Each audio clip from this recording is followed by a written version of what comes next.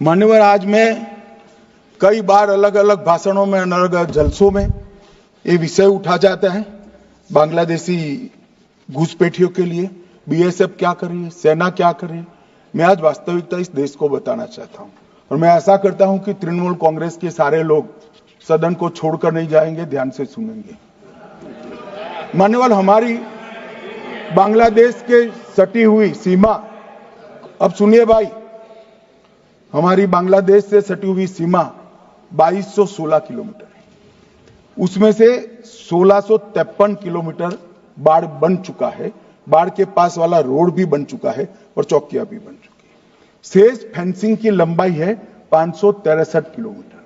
563 kilometre सीमा आज भी खुली है और शेष फेंसिंग जो 563 किलोमीटर है उसमें 112 किलोमीटर फेंसिंग ऐसी है, बॉर्डर ऐसी है जिसमें बॉर्डर फेंसिंग व्यवहारू नहीं, नाले हैं, नदियां हैं, ऊंची नीची पहाड़ियां हैं, जहां 112 किलोमीटर में फेंसिंग हो ही नहीं सकता और 450 किलोमीटर जहां फेंसिंग होता है वहां बाकी है। अब मैं वो बताना चाहता हूं कि क्यों बाकी है।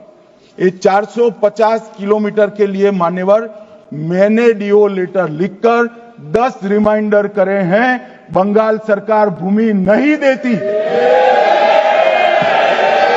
मान्यवर, ये 450 किलोमीटर के लिए गृह सचिव बंगाल के मुख्य सचिव के साथ 7 मीटिंग करे, ये भूमि नहीं देते हैं। मान्यवर, जहां फेंसिंग लगाने जाते हैं सत्ताधारी पार्टी का कैडर आकर हुड़दंग करता है, धार्मिक नारे लगाता है।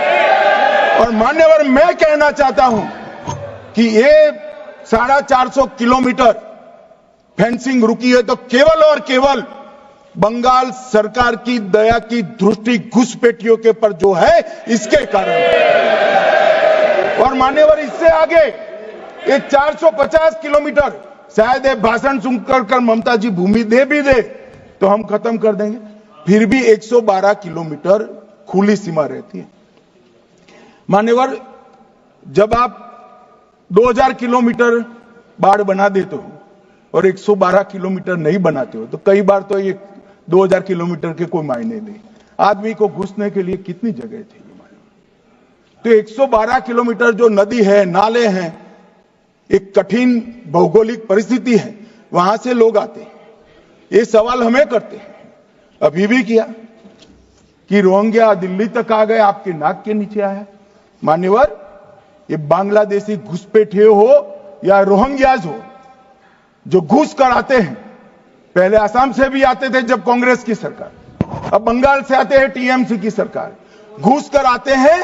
इनको आधार कार्ड दादा कौन देता है? नागरिक कहां के बने हैं? कहां के बने हैं?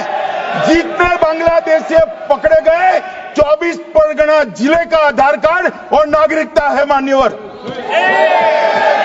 और ये जो आप आधार कार्ड इश्यू करते हो, वो आधार कार्ड लेकर, वो वोटर कार्ड लेकर ये दिल्ली तक आते हैं। आप उनको आधार कार्ड इश्यू न करो, आदमी क्या परिंदा भी पैर नहीं मार पाएगा। और दादा, ये सब चीजें भी लंबे समय चलनी नहीं है। 26 में चुनाव है, बंगाल में कमल खिलेगा और पूरा बंद होगा। मान्यवर, मुझे भी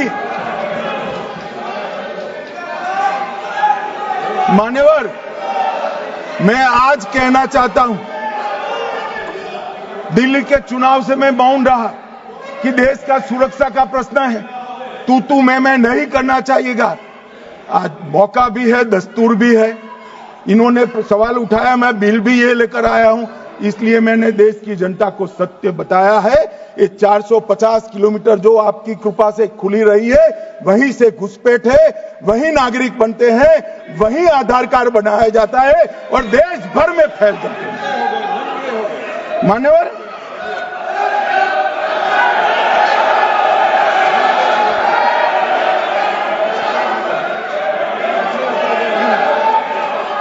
मान्यवर, एक सदस्य ने मान्यवर एक सदस्य ने मुद्दा उठाया कि पासपोर्ट रैंकिंग में 50वां नंबर है। मान्यवर, ऐसा कोई सरकारी सर्वे नहीं है, एक निजी एनजीओ ने सर्वे कर दिया है।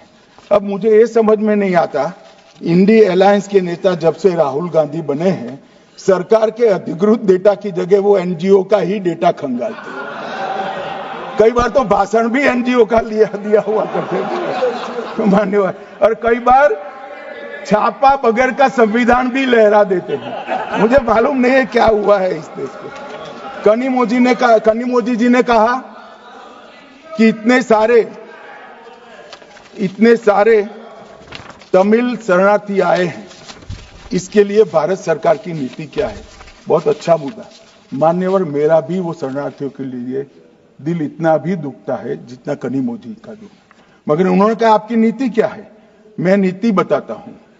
1986 से जो भारत सरकार का नीति है, और जब आप 10 साल यूपीए सरकार में थे तब जो आपका नीति था वही हमारा नीति है। ये तो 74 से आए, अब 10 साल था, दयानिधि जी भी मंत्री थे, बालू जी भी मंत्री थे, कुछ नहीं किया। और हमें सवाल कर रहे हैं कि आपने क्या किया। भला आपने कर दिया होता तो हमारे लिए तो बारी ही नहीं आती। मान्यवर, तमिल शरणार्थियों की नीति में हमने फुल स्टॉप कॉमा का बदलाव नहीं किया है। जिस सरकार में डीएम के हिस्सेदार थी वही नीति को हमने जस का तस अपनाने का काम किया है। अगर कुछ बदलाव करना है तो मुझे देखना, हम सोचेंगे। मान्यवर,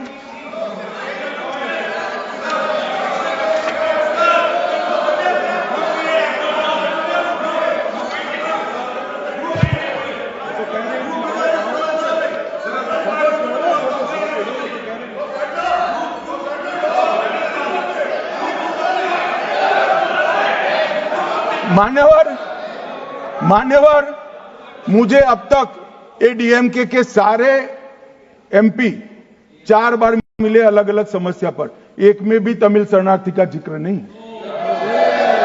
और कहते हैं डू समथिंग। भाई आप तो कहते हैं, हमने तो आपकी नीति पर चले, हम माने ये सच्ची होगी। अभी भी आप दीजिए, हम सोचेंगे इस पर।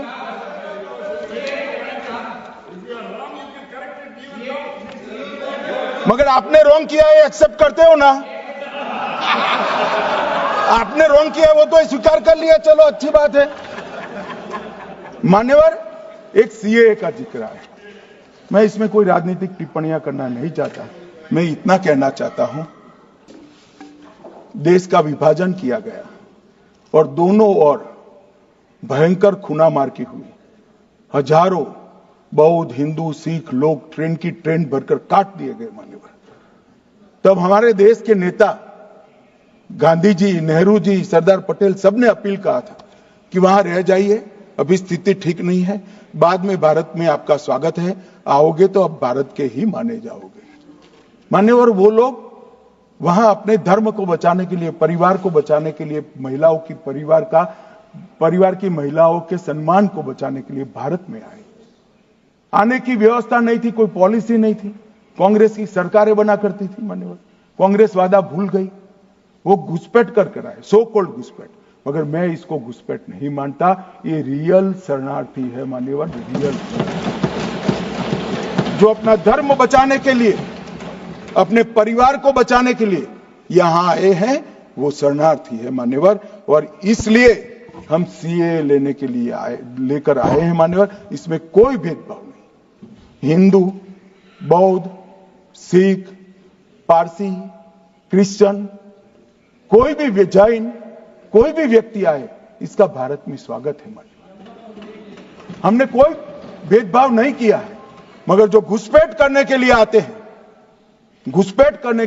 हैं, उनको जरूर हम रोकेंगे। मान्यवर, नागरिकता इनको ही प्रदान होगी जिन पर अत्याचार हो, जो विभाजन की विभीषिका को झेलें, जिनके परिवारों पर अत्याचार हो, उन्हीं को हम नागरिकता देंगे। मान्यवर, ये पूरे विधेयक को 4 कानूनों को समाप्त कर इसको रिप्लेस करने के लिए लाए हैं। मान्यवर, ये चारों कानूनों में जितनी भी क्षतियां थी, लूफोल्स थे, उसको भरने का भी काम किया है।